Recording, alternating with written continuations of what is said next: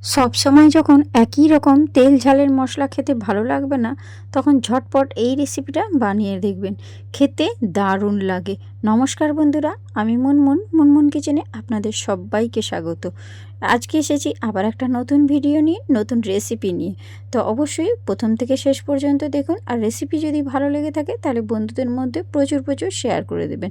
শুধুমাত্র নামমাত্র তেলে দুর্দান্ত স্বাদের এরকম একটা ব্রেকফাস্টের নাস্তা রেসিপি তৈরি করে নিতে পারেন, যা স্কুল অফিসের টিফিন বক্সে আপনারা খুব সহজেই বানিয়ে নিতে পারেন। আর বানানো খুব সোজা, খুব কম উপকরণ লাগে। এখানে দেখুন, এক বাটি সুজি নিয়েছি, আর যে বাটির মাপ করে আমি এক বাটি সুজি নিয়েছিলাম, ওই বাটির মাপ করে একদম ঝিরিঝিরি করে কেটে রাখা আলু, আর ঝিরিঝিরি করে কেটে রাখা নিয়েছি গাজর। আর এখানে নিয়ে নিয়েছি একটা বড় সাইজের পেঁয়াজের কুচো, আর ঝালের জন্য কাঁচা পাকা লঙ্কা দেখুন নিয়েছি। আর এখানে সব কিছু উপকরণ এখন দেওয়া হয়ে গেলে এর মধ্যে দিয়ে দেবো টক দই, মানে হাফ বাটির মতো টক দই এর মধ্যে অ্যাড করে নিতে হবে। ভীষণ সুন্দর লাগে। আর যে কোনো রেসিপি দিয়ে যদি টক দই দিয়ে তৈরি করা হয় তাহলে তো বলেই কথা নেই, টক দই কিন্তু স্বাস্থ্যের জন্য খুব উপকারী। আর ওই টক দইয়ের বাটিটা ধুয়ে সামান্য আধ বাটি মতো জল দিয়ে দিয়েছি, মানে হাফ কাপ বলতে গেলে এখানে জল দিয়েছি। জলটা যদি পরে লাগে অবশ্যই দেব। আর একটু সামান্য লবণ দিয়ে এবারে সব কিছু ভালো করে মিশিয়ে নেওয়ার পালা। খুব সুন্দর করে ঘোটানাটা করে এটাকে কিন্তু মিশিয়ে নিতে হবে। রেসিপি ভীষণ সুন্দর হয়, আর এটা ব্রেকফাস্টে কিন্তু ভীষণ উপকারী। অবশ্যই একবার ট্রাই করবেন। আর আপনাদের কাছে আমার অনুরোধ, ভিডিওটা শেষ পর্যন্ত দেখবেন, তারপরেই কমেন্ট করবেন। আর রেসিপি যদি ভালো লেগে থাকে তাহলে কিন্তু বন্ধুদের মধ্যে শেয়ার করে দেবেন। আর আমার চ্যানেলটা যদি নতুন ভিজিট করেন তাহলে অবশ্যই চ্যানেলটাকে সাবস্ক্রাইব করে দেবেন আর আমার পাশে থাকবেন। তো এখানে দেখুন, খুব সুন্দর করে আমার কিন্তু সব কিছু মেশানো হয়ে গিয়েছে। আর সুজি আর সবজিটাকে খুব ভালো করে দেখুন মিশিয়ে নিয়েছি। আর বাচ্চারা তো সবজি খেতে একদম পছন্দ করে না, তাদের জন্য এই রেসিপিটা কিন্তু একদম পারফেক্ট। এবারে এর মধ্যে আমি কিছু গুঁড়ো মশলা দিয়ে দেবো। সামান্য এক চিমটে হলুদের গুঁড়ো দিয়েছি, এটা কালারের জন্য। আর দিয়ে দিলাম এক চামচ মতো ধনিয়া গুঁড়ো। আর এখানে দিয়ে দিচ্ছি এক চামচ মতো চাট মশলা। আপনাদের কাছে যদি চাট মশলা না থাকে এখানে আপনারা ম্যাগি মশলাটাও ব্যবহার করতে পারেন। আর এখানে আমি দিয়ে দিলাম হাফ চামচের মতো দিয়ে দিয়েছি একটু সাদা তিল। আর এখানে দেখুন, আর স্বাদের জন্য কিন্তু এর মধ্যে দিয়ে দিতে হবে একটু চিনি। যেহেতু টক দই দিয়ে রেসিপিটা তৈরি করছি, আমি এখানে চিনিটা দিচ্ছি। চিনিটা কিন্তু স্বাদের ব্যালেন্স করবে, তার জন্য এটা কিন্তু মিষ্টি হওয়ার জন্য আমি দিচ্ছি না। তো সব কিছু উপকরণ এখন দেওয়া হয়ে গিয়েছে, এবারে কিন্তু খুব ভালো করে মিশিয়ে নেওয়ার পালা। আর একটা কথা আমি বলে রাখি, চিনিটা আমি দিয়েছি স্বাদটা ব্যালেন্স করার জন্য। তো অনেকেই কিন্তু চিনি একদম খান না, যেহেতু সুগার পেশেন্ট হলে তারা তো খাবেই না।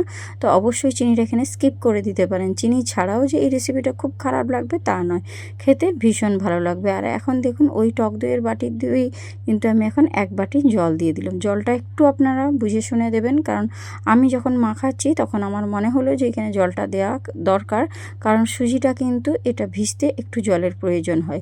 তার জন্যই আমি এখানে জলটা দিয়েছি। আর সবজি থেকে কিন্তু অনেকটাই জল বেরোবে, তার জন্য একটু বুঝে শুনে জলটা দেবেন। যেহেতু আলু আর গাজর রয়েছে, আর লবণ মাখানোর জন্য কিন্তু অনেকটাই দেখুন সবজিটা মজে গিয়েছে, আর সবজি থেকে কিন্তু অনেকটাই জল বেরোবে, তার জন্য একটু বুঝে শুনে জলটা দেবেন। এখন এটাকে আমি রেস্টে রেখে দেবো 5 মিনিটের মতো। 5 মিনিট রেস্টে থাকলেই কিন্তু যথেষ্ট।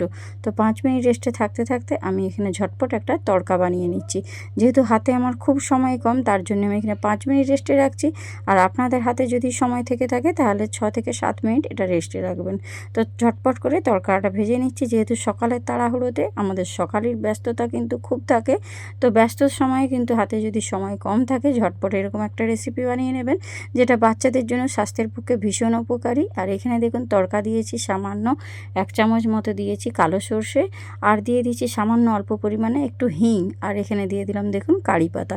আর হিংটা অবশ্যই দেবেন, হিংটা স্কিপ করবেন না। হিংটা দিলে এই যে ব্রেকফাস্ট রেসিপিটা তৈরি করছি খেতে ভীষণ ভালো লাগবে। আর যেহেতু দেখুন এখানে হিংটা দিয়ে গ্যাসের ফ্লেমটা আমি বন্ধ করে দিয়েছিলাম, দেখুন একটা ভীষণ সুন্দর ভাজা গন্ধ আসছে। এবারে এই যে তড়কাটা আমি ভেজেছি এটাকে কিন্তু আমি ব্যাটারের মধ্যে দিয়ে দেবো। তো এটা রেস্টে থাকার জন্য দেখুন এর মধ্যে থেকে কিন্তু অনেকটাই জল বেরিয়েছিল, আর সবজিগুলো কিন্তু একেবারে মজে গিয়েছে, যেহেতু এটা লবণ দিয়ে এটা রেস্টে রাখা ছিল। তো তো এখন দেখুন খুব ভালো করে নাড়াচাড়া করে যে মিশিয়ে নিলাম। এবারে আমি যে তড়কাটা ভেজে রেখেছিলাম সে তড়কাটা এখানে দিয়ে দিলাম। অবশ্যই একটু হিং ব্যবহার করবেন, হিংটা কিন্তু স্কিপ করবেন না। হিং দিলে কিন্তু এই রেসিপির স্বাদটা দ্বিগুণ হয়ে যাবে। তার জন্যই কিন্তু আমি আপনাদেরকে আবারও বলে দিলাম। তো এইভাবে দেখুন সব কিছু উপকরণ ভালো করে মিশিয়ে নিচ্ছি। আর তড়কাটা দেওয়ার জন্য কিন্তু এই রেসিপিটা এত ভালো লাগে যে আপনারা চিন্তাই করতে পারবেন না। তো অবশ্যই বাড়িতে একবার হলেও ট্রাই করবেন, তারপর আমাকে কমেন্ট করবেন যে রেসিপিটা কেমন হয়েছিল। আর আপনারা কীরকম ধরনের রেসিপি পছন্দ করেন সেটা আমাকে জানালে আমার ভালো হয়, কারণ আমি সেই ধরনেরই তারা রেসিপি শেয়ার করার চেষ্টা করব। আমি চেষ্টা করি বাড়িতে থাকা উপকরণ দিয়ে রেসিপিটা শেয়ার করতে। তো তার জন্যই আপনাদেরকে এই কথাটা বলা। তো এবারে দেখুন এর মধ্যে দিয়ে দিচ্ছি হাফ চামচ মতো বেকিং পাউডার। আর বেকিং পাউডারটা অ্যাক্টিভ করার জন্য আমি একটু সামান্য অল্প পরিমাণে জল দিলাম। জল দিয়ে খুব ভালো করে এবারে কিন্তু সমস্ত ব্যাটারের মধ্যে এভাবে মিশিয়ে নেওয়া। আর অবশ্যই বেকিং পাউডারটা দেবেন। যদি না বেকিং পাউডার হাতের কাছে থেকে থাকে তাহলে এখানে আপনারা ইনো ব্যবহার করতে পারেন। এখানে 1 প্যাকেট ইনো দিয়ে দিবেন আর একটু লেবুর রস দিয়ে দিবেন। দেখবেন ঝটপট ইনোটা অ্যাক্টিভ হয়ে যাবে। আর এই ইনো বা বেকিং পাউডার দিয়ে কিন্তু ব্যাটার বেশিক্ষণ রাখা যাবে না বন্ধুরা। এবারে ঝটপট রেসিপিটা আমাদেরকে তৈরি করে নিতে হবে। এবারে দেখুন আমি গ্যাসের উপর একটা অ্যাপে প্যান বসিয়ে দিয়েছি। আপনাদের হাতের কাছে এরকম অ্যাপে প্যান না থাকলে আপনারা কিন্তু নর্মাল যে ছোট ছোট বাটি হয় তার মধ্যেও কিন্তু আপনারা তৈরি করতে পারেন। তো এখানে প্রতিটা অ্যাপে প্যানের ভেতরে আমি একটু একটু করে কিন্তু তেল দিয়ে দিচ্ছি। তেল দিয়ে সবগুলোই কিন্তু সামান্য অল্প তেল দিচ্ছি, দিয়ে একটু ব্রাশ দিয়ে এভাবে ব্রাশ করে নিচ্ছি, যাতে এগুলো ডিমোল্ড করতে খুব সুবিধে হয়। অ্যাপে প্যানের গায়ে কিন্তু জড়িয়ে যাবে না। আর আপনাদেরকে বললাম যদি হাতের কাছে অ্যাপে প্যান না থাকে বাড়িতে, নর্মাল বাটিতে একটু কড়াইয়ের মধ্যে জল দিয়ে স্টিম করে নেবেন, তাতে দেখবেন রেসিপিটা খুব ভালো হবে। তো আমি এখানে অ্যাপে প্যানে তৈরি করে আপনাদেরকে দেখিয়ে দিচ্ছি। এবারে 1 চামচ করে প্রত্যেকটার মধ্যে আমি এইভাবে ব্যাটারটা দিয়ে দেব। ঠিক 1 চামচ মাপ করে দেব, এর থেকে বেশি নয়। আমি একটা বড় চামচ নিয়েছি, সেই চামচের মাপ করে 1 চামচ করে প্রত্যেকটার মধ্যে আমি দিয়ে দিচ্ছি।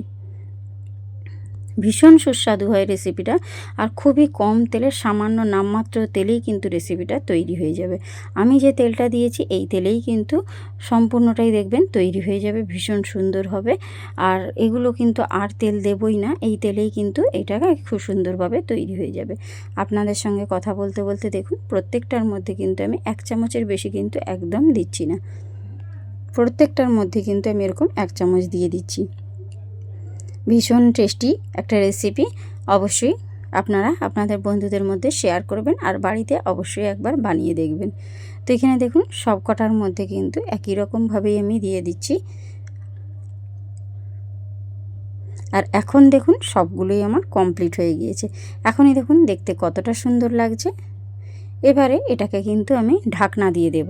ঢাকনা দিয়ে 5 মিনিট মতো, ঘড়ি ধরে 5 মিনিট মতো আমি একটু স্টিম করে নেব। এটা ঢাকনা দিয়ে থাকলে দেখবেন এটা ফুলে ডবল হয়ে যাবে, ভীষণ সুন্দর হয়ে যাবে। আর উপর থেকে কিন্তু একদম টাইট হয়ে যাবে। তো দেখুন এটা ফুলেও গিয়েছে আর উপর থেকে দেখুন একদম সুন্দর কিন্তু শুকনো হয়ে গিয়েছে। এবারে আমি কিন্তু এর উপরে ব্রাশ করে নিচ্ছি, মানে ব্রাশে যে যতটুকু তেল লেগে আছে সেই তেলটাই কিন্তু আমি এর মধ্যে ব্রাশ করছি।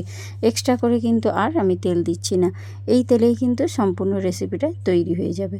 তো প্রত্যেকটার ওপরে দেখুন এইভাবে আমি একটু অয়েল ব্রাশ করে নিয়ে এবারে একটা চামচ দিয়ে কিন্তু সবগুলোই আবার অপর সাইডটা উল্টে দেবো, যাতে ওপরটাও খুব ভালো করে ভাজা হয়ে যায়।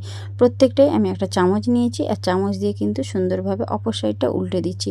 তাহলে দেখবেন উল্টে পাল্টে আমি দুটো সাইডে একদম লালচে করে ভেজে নেব, তাহলে দেখবেন ভেতর থেকেও সুন্দর ভাজা হয়ে যাবে। আর কোনো এক্সট্রা তেলে দেওয়ার কোনো প্রয়োজন হবে না। হাফ চামচ তেলেই কিন্তু এগুলো ঝটপট তৈরি হয়ে গেলে এগুলো স্বাস্থ্যের জন্য কিন্তু ভীষণ উপকারী, ভীষণ হেলদি একটা রেসিপি। অবশ্যই আপনারা তৈরি করে আপনাদের বাচ্চাদেরকে পরিবেশন করবে। শুধু বাচ্চা কেন, বাচ্চা থেকে বড় সকলেরই জন্য কিন্তু ভীষণ উপকারী। আর যে কোনো রেসিপি যদি টক দই দিয়ে তৈরি হয়, আর টক দই কিন্তু স্বাস্থ্যের জন্য খুব উপকারী, এটা কম বেশি আপনারা সবাই জানেন। আমি কিন্তু এখানে সবগুলোই দেখুন একই রকমভাবে উল্টে দিয়েছি।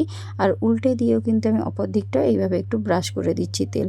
শুধুমাত্র তেল ব্রাশ করে, মানে ব্রাশে যতটুকু তেল রয়েছে সেই তেলটাই শুধুমাত্র ব্রাশ করছি। এতেই দেখবেন খুব সুন্দরভাবে এগুলো একদম মুচমুচেভাবে ভাজা হয়ে যাবে। ভেতর থেকে যেমন সুন্দর মুচমুচে হবে তেমনি কিন্তু খেতেও দারুণ সুস্বাদু হবে। মানে ওপরটা দেখবেন মুচমুচে আর ভেতরটা দেখবেন একদম নরম সফট, মানে মুখে দেওয়ার সাথে সাথেই মিলিয়ে যাবে। একই রকমভাবে দেখুন আমি অপর সাইডটা উল্টে দিচ্ছি আর উল্টে পাল্টে সুন্দর লালচে করে ভেজে নিচ্ছি। আর এখন কালারটা দেখুন একদম ভীষণ লালচে হয়ে তৈরি হয়েছে। এই রকমই লালচে করে ভেজে নেবেন, তাহলে দেখবেন খেতে ভীষণ ভালো লাগবে। প্রত্যেকটাই দেখবেন এইভাবে ঘুরিয়ে ফিরিয়ে নিলে প্রত্যেকটাই ভালো করে ভাজা হয়ে যাবে, তাহলে খেতে ভীষণ ভালো লাগবে। আর এখানে দেখুন প্রত্যেকটা সুন্দর করে ভেজে নিয়েছি। এবারে কিন্তু এগুলো একটা একটা করে অবশ্যই তুলে নিতে হবে। আর এগুলো যখন ভাজবেন একটা কথা বলে রাখি, গ্যাসের ফ্লেমটা একদম লো ফ্লেমে রাখবেন, তাহলে এগুলো ভেতর থেকেও সুন্দরভাবে ভাজা হয়ে যাবে। লো ফ্লেমে রাখলে কিন্তু ভেতর থেকেও সুন্দর ভাজা হয়ে যাবে, আর যদি গ্যাসের ফ্লেম বাড়িয়ে দেন তাহলে উপর থেকে একটা কালার আসলেও ভেতরটা কিন্তু ভাজা হবে না। এইভাবে কিন্তু একটা একটা করে সুন্দর করে তুলে নিচ্ছি, কারণ প্রত্যেকটাই আমার ভাজা হয়ে গিয়েছে। এবারে কিন্তু ঝটপট আমি এগুলো পরিবেশন করে আপনাদেরকে দেখাবো। তো আমার ঝটপটে দেখুন 5 মিনিটে তেল ছাড়া একটা দারুণ স্বাস্থ্যকর হেলদি নাস্তার রেসিপি বা ব্রেকফাস্ট রেসিপি যাই বলে থাকুন না কেন, আমি কিন্তু তৈরি করে নিয়েছি। আর আপনাদেরকেও বলছি আপনারাও এইভাবে তৈরি করবেন। এখন দেখুন একটা প্লেটের মধ্যে সার্ভ করেছি এগুলো খাওয়ার জন্য, কিন্তু কোনো রকম সসের প্রয়োজন হবে না। এগুলো এতটাই সুন্দর হয়, এগুলো শুধু মুখেই খাওয়া হয়ে যাবে। আমি একটু কেটে আপনাদেরকে ভেতরটা দেখিয়ে দিচ্ছি। তো আপনারা যদি নিরামিষ দিনে তৈরি করতে চান তাহলে পেঁয়াজটা স্কিপ করে দেবেন। তো আজকের মতো বন্ধুরা আমি ভিডিওটা এখানেই শেষ করব। দেখা হচ্ছে নেক্সট রেসিপির সঙ্গে। তো আজকে আমি আসি, আপনারা সুস্থ থাকবেন, ভালো থাকবেন। আর রেসিপি ভালো লাগলে বন্ধুদের মধ্যে প্রচুর প্রচুর শেয়ার করে দেবেন। আপনাদের একটা কমেন্ট আমাকে ভিডিও বানাতে উৎসাহ করে। তো আজকে আসি বন্ধুরা, টাটা, বাই বাই।